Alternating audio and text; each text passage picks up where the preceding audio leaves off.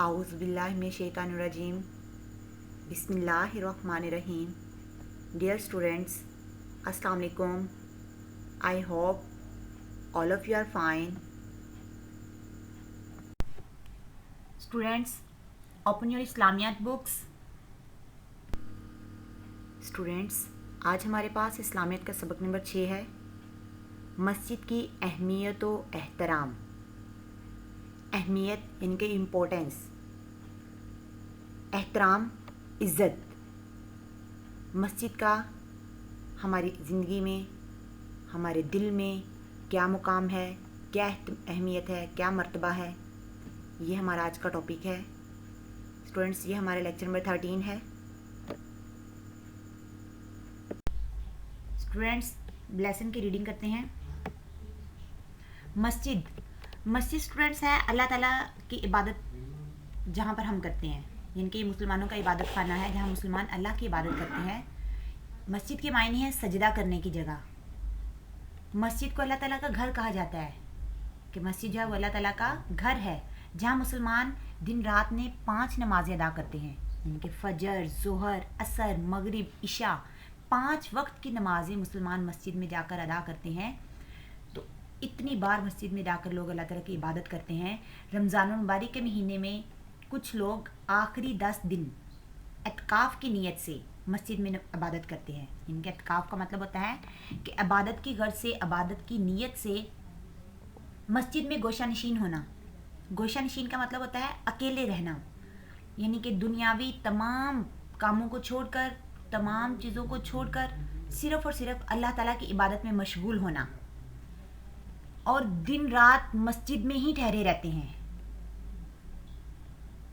मस्जिद की अहमियत, मस्जिद मुसलमानों की ज़िंदगी में अहम हैसियत रखती है।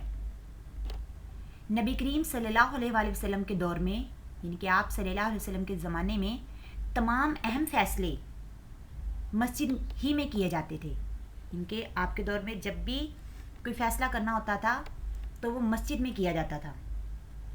कुरान मजीद में मस्जिदों को आबाद करने वालों के बारे में इरशाद है। मस्जिदों को आबाद करना, इनके जो लोग मस्जिदों में जाते हैं, नमाज़ें अदा करते हैं, अल्लाह का ज़िक्र व अज़कार करते हैं, एक दूसरे को अच्छी अच्छी बातें बताते हैं, बुरी बातों से मना करते हैं। ये जब हम मस्जिद में जाते हैं, ये काम करते हैं, तो मतलब इस तरह हुआ मस्जिद को आबाद करना। तो मस्जिद में जो लोग जाते हैं और इबादत करते हैं, मस्जिदों को आबाद करते हैं, उनके बारे में इरशाद है, इन्नमा यामुरु मसाजिदल्लाहि मन आमना बिल्लाहि वल यौमिल आखिरी। इसका तर्जमा है, बेशक अल्लाह की मसाजिद को वही लोग आबाद करते हैं जो अल्लाह पर और क़यामत के दिन पर ईमान रखते हैं। स्टूडेंट्स, मसाजिद को आबाद करने से मुराद ये है कि वहाँ नमाज़ पढ़ी जाए, तिलावत और ज़िक्र किया जाए, इनके अल्लाह ताला की ज़्यादा से ज़्यादा इबादत की जाए, अच्छी बातें एक दूसरे को सिखाई जाएं और बुरी बातों से मना किया जाए। आप सल्लल्लाहु अलैहि वसल्लम ने मस्जिद और नमाज की अहमियत वाज़िया करते हुए एक और जगह फरमाया, यानी कि मस्जिद की कितनी अहमियत है और नमाज की क्या अहमियत है, इनके बारे में आप सल्लल्लाहु अलैहि वसल्लम ने फरमाया, मेरा दिल चाहता है कि चंद जवानों से कहूँ कि बहुत सा ईंधन इकट्ठा करके लाएं। ईंधन यानी कि जैसे हम आग जलाने के लिए लकड़ी इस्तेमाल करते हैं, कोयला वगैरह इस्तेमाल करते हैं, कि बहुत से जवानों से कहूँ कि वो बहुत सा ईंधन इकट्ठा करके लाएं, फिर मैं उन लोगों के पास जाऊँ जो बिला उज़र, इनके बगैर किसी मसले के, बगैर किसी जो है वो रुकावट के घरों में नमाज़ पढ़ लेते हैं, उन के घरों को जला दूं।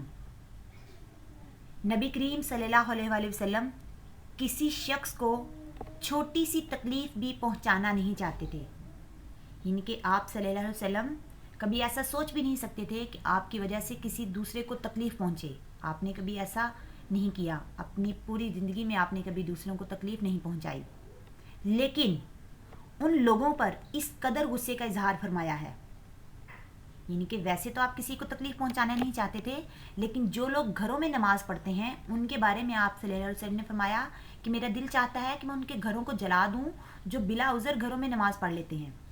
جو گھروں میں نماز پڑھ لیتے ہیں، مسجد کی اہمیت کے پیش نظر ہمیں مسجد ہی میں نماز پڑھنی چاہیے، کیونکہ آپ کو مسجد کی اہمیت کے بارے میں بتایا کہ مسجد مسلمانوں کی زندگی میں اہم مقام رکھتی ہے،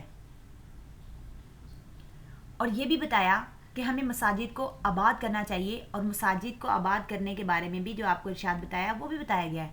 تو اسی لیے مسلمانوں کو، مرد حضرات کو نماز باجماعت مسجد میں جا کر ادا کرنی چاہیے۔ اسٹوڈینٹس، اس کے ساتھ ہی ہمارا آج کا لیکچر کمپلیٹ ہوا۔